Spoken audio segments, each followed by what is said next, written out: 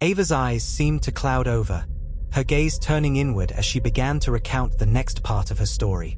"I grew up in a world of darkness," she said, her voice barely above a whisper. "A world where the lines between good and evil were constantly blurred. My parents, they were complicated. They were obsessed with the occult, with the power of the unknown. And they saw me as a tool, a means to an end."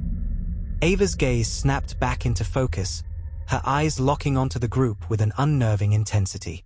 "They began to train me from a young age," she said, her voice dripping with a mixture of revulsion and sadness. "They taught me how to tap into the forces of darkness, how to wield the power of the unknown. And I was a quick learner, eager to please.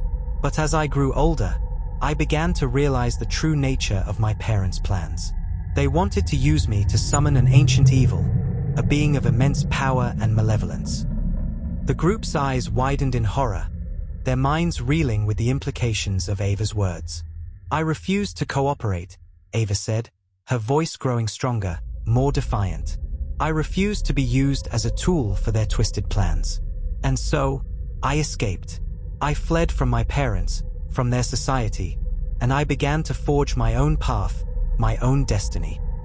Ava's gaze swept across the room, her eyes lingering on the dusty bookshelves and the flickering candles.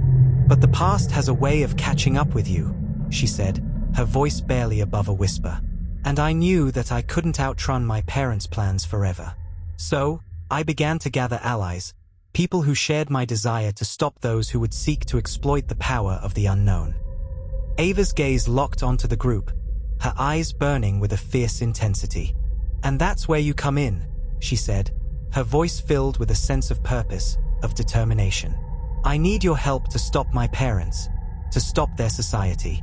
I need your help to prevent them from summoning that ancient evil, from unleashing its power on the world." The group exchanged nervous glances, their minds racing with questions.